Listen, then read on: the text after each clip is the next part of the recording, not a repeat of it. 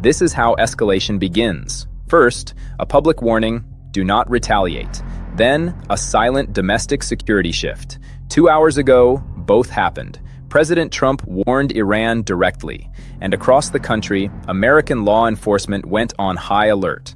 When deterrence and preparation happen simultaneously, it means Washington believes a response is not just possible, but probable. The situation has moved from diplomatic tension to pre-conflict posture. This isn't routine threat assessment.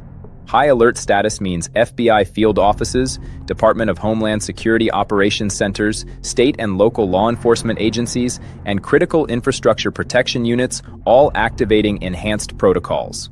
Personnel called in. Intelligence sharing intensified. Surveillance increased on known Iranian networks and individuals with suspected connections. Physical security enhanced at potential targets. Law enforcement doesn't go on high alert for threats that might materialize in weeks. High alert means credible intelligence suggests potential hostile action in hours or days. The timing, immediately following Trump's retaliation warning, indicates that U.S. intelligence agencies assess Iranian response as highly probable despite presidential threats. Trump's warning itself was blunt and public. Iran has been warned. Any retaliation will be met with overwhelming force. They should not test American resolve.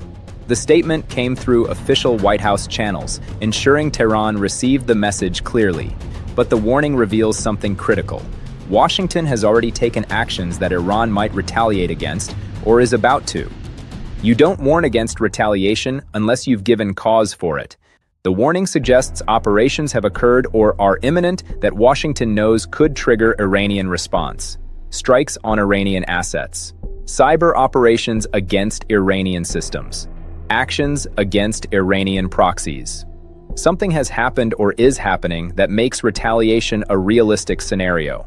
Within 90 minutes of the warning becoming public, Iranian officials responded through carefully calibrated messaging. The Foreign Ministry released a statement.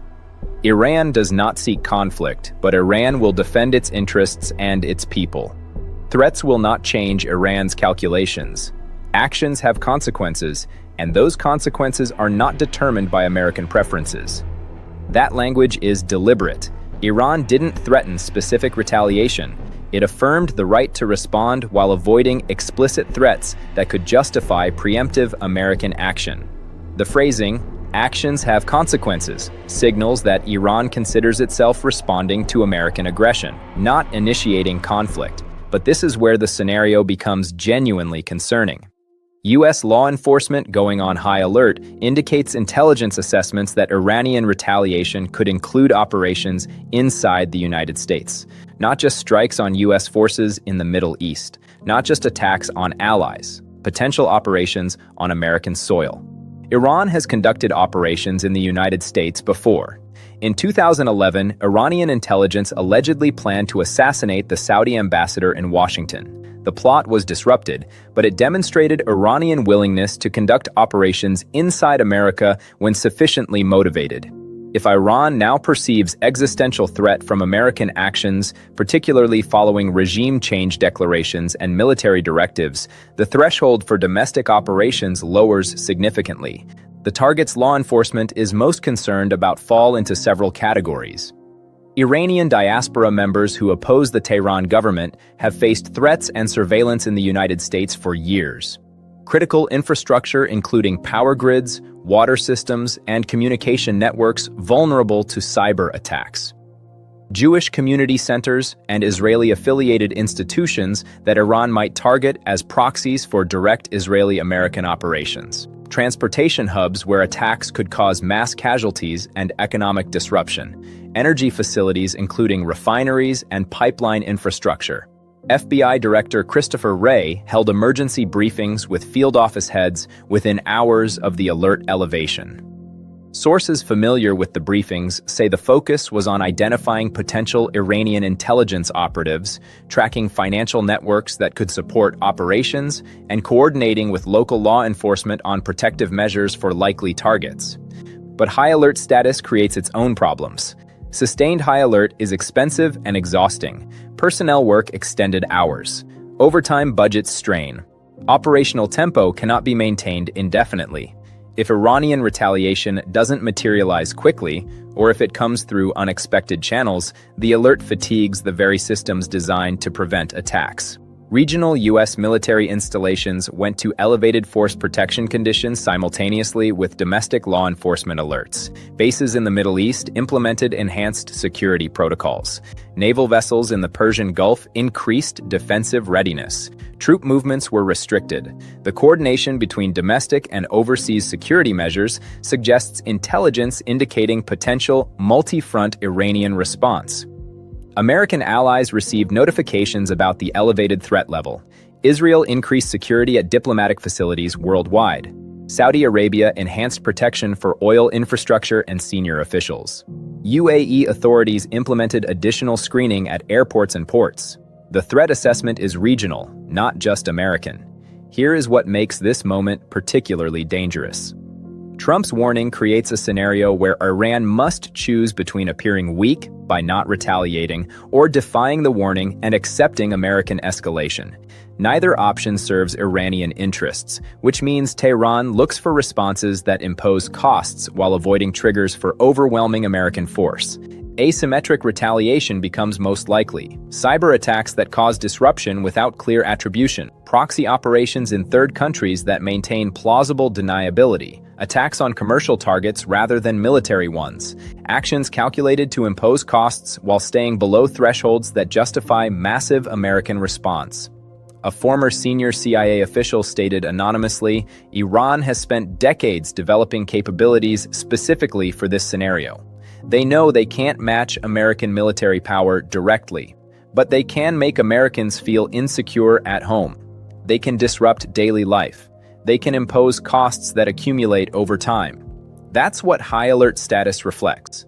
Not fear of conventional military attack, but concern about capabilities we're less equipped to defend against. The economic implications of sustained high alert are significant. Transportation security measures slow commerce. Enhanced screening at ports delays shipments. Businesses with Iranian connections face additional scrutiny. Insurance rates increase for potential target facilities. The costs accumulate daily, even if no attack occurs. Public reaction to high alert status without visible threat creates political complications. Americans see enhanced security at airports and government buildings without understanding the specific threat driving it. Conspiracy theories spread. Opposition politicians question whether alerts are genuine or politically motivated. Sustaining public cooperation with security measures requires threats to materialize or be convincingly explained. Three scenarios emerge from this dynamic.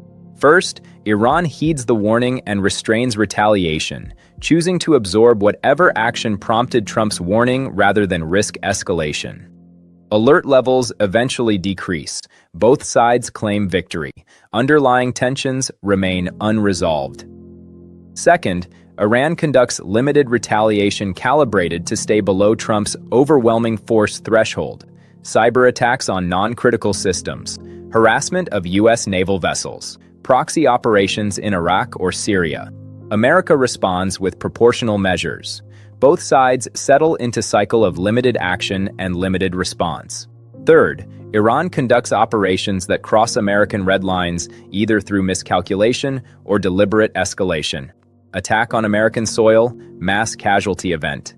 Actions that demand overwhelming response Trump promised. Conflict spirals beyond both sides' initial intentions. The problem with warnings is they create binary outcomes. Either Iran restrains itself, validating American threats, or Iran acts, requiring America to deliver on threats or appear weak. There is no middle ground that allows both sides to save face while de-escalating. Law enforcement high alert indicates U.S. intelligence believes restraint is unlikely. The question becomes not whether Iran retaliates, but how, where, and at what scale. American defenses are elevated, but elevated defenses don't guarantee prevention, particularly against adversaries with decades of experience in asymmetric operations.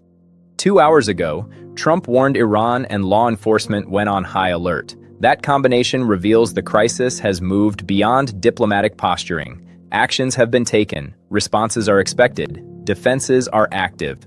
The gap between warning and retaliation is where this scenario turns from crisis management into active conflict.